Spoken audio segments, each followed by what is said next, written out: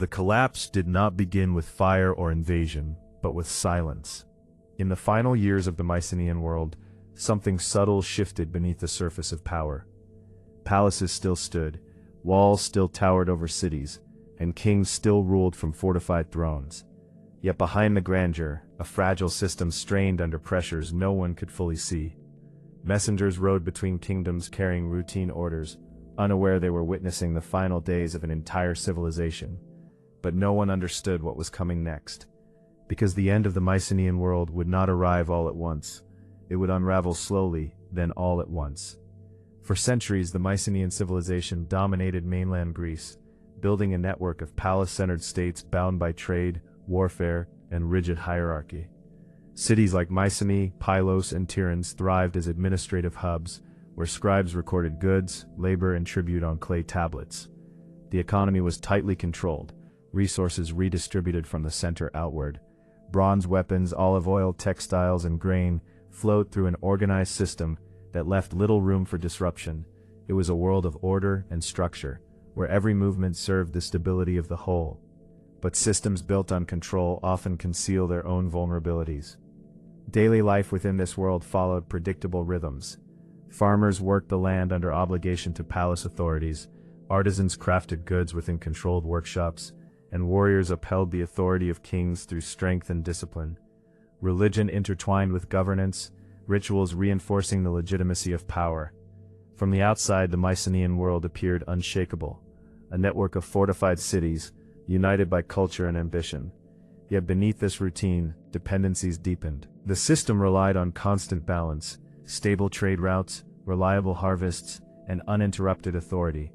Any disruption, no matter how small, could begin to fracture the entire structure.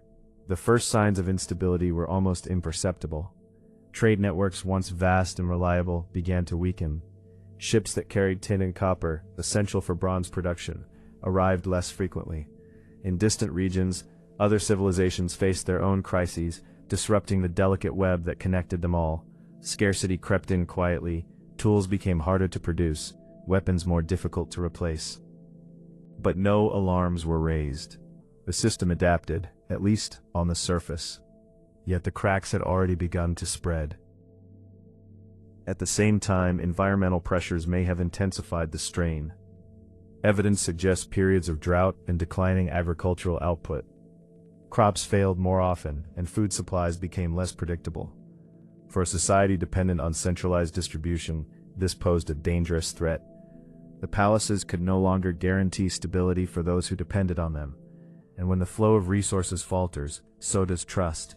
But by the time the signs became clear, it was already too late to reverse the damage. As scarcity grew, tensions likely followed. Rivalries between city-states, once managed through diplomacy or controlled conflict, may have escalated into open hostility.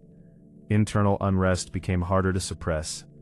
The authority of kings, once unquestioned, faced increasing pressure from those struggling to survive. The system that once ensured order now struggled to contain growing instability. And in such moments, even the strongest walls cannot protect against collapse from within. Then came the external pressures, mysterious and devastating. Groups often referred to as the Sea Peoples appeared across the eastern Mediterranean, disrupting coastal settlements and trade routes. Whether they were invaders, migrants, or desperate survivors of other collapsing regions remains uncertain. What is clear is that their movements added another layer of chaos to an already fragile system. The Mycenaean world, weakened from within, now faced threats it could no longer effectively repel. One by one, the great palace centers fell. Mycenae burned, Pylos was destroyed, Tiryns suffered devastation.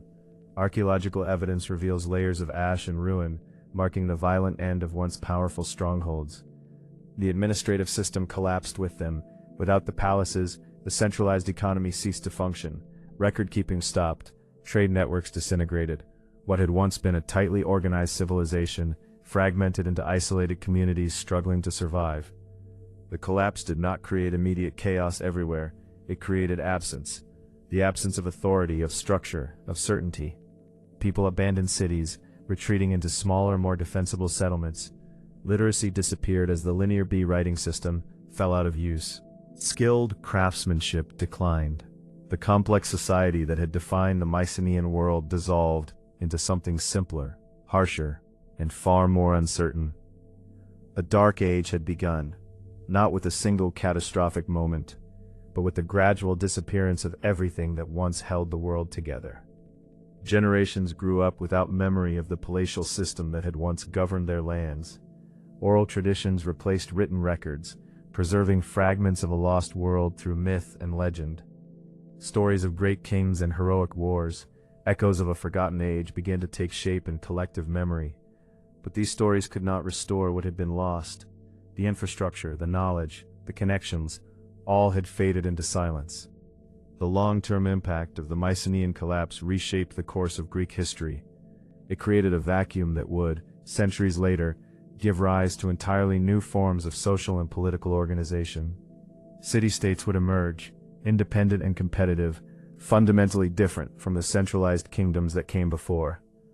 The collapse, though devastating, became a turning point, a transformation that redefined the trajectory of an entire civilization. But in its final moments, there was no sense of transformation, only confusion, fear, and uncertainty.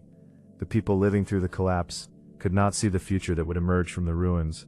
They could only experience the loss, the slow unraveling of a world they believed would endure. And like many collapses throughout history, it did not feel like a beginning. It felt like an ending that arrived too quietly to resist and too suddenly to escape.